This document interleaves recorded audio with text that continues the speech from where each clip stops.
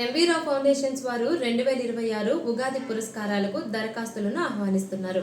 M V Rao foundations వారు ఉగాది షడ్రుచులను పురస్కార గ్రహీతలకు ముందుగానే అందిస్తున్నారు. ఈ పురస్కారాలు మార్చి 15వ తేదీ ఆదివారం కోట పట్టణంలోని ఫంక్షన్ హాల్లో నిర్వహిస్తున్నారు.